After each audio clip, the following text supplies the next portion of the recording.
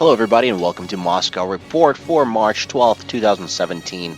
Latest news coming from Tehran today, the announcement of a new main battle tank by the Iranian Armed Forces, known as the Karar. Publicly announced on Iranian state television and main television channels in Iran, the Karar main battle tank seems very similar to a T-72 variant and is supposed to take on the likes of a T-90, the Abrams, the Leclerc, and the Leopard. However, the Karar tank still has to prove itself.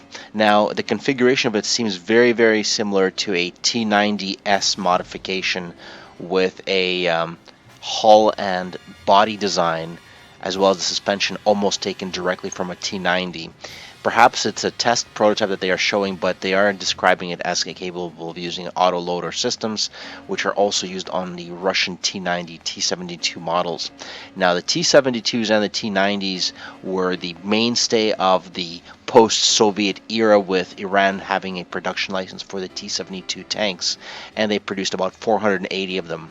However, beyond that, the Iranian army does have a mishmash of tanks, including even the old Pattons, the T-55s, the T-62s, and the T-72s. Now, the Karar is expected to have a full wireless optoelectronic control of external cannons, which are also seen on the T-90MS. Overall, from the video and the footage that's available right now from the Iranian news agencies, this tank appears to be very similar to a heavily modified T-72 using some of the T-90MS components, with things like reactive armor plating attached to the tank, very similar to what's on the Russian systems as well. Overall, the suspension looks almost identical to a T-72, very similar. So this still has to be reviewed, probably still using a 1,000 horsepower engine as well.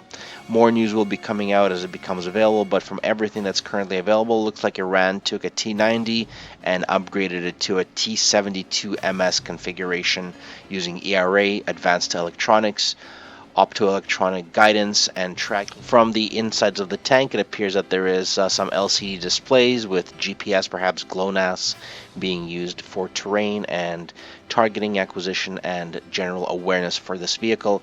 We'll have to wait and see what this tank is really capable of and if it actually comes off the production line, but so far looks very similar to the T90MS that I keep repeating, and the only way to see what it'll do is actually see it in action. Now, of course, the Iranian forces are saying that this is a tank to advance their internal defense capabilities and that Iran has no interests to any external or foreign ambitions whatsoever. So, another ploy or another technological development from Iran. It's a waiting game. We'll wait and see what this tank is capable of and if Iran can actually mass produce these. This is Moscow Report, signing off. Работают все радиостанции Советского Союза. Передаем сообщение ТАСС.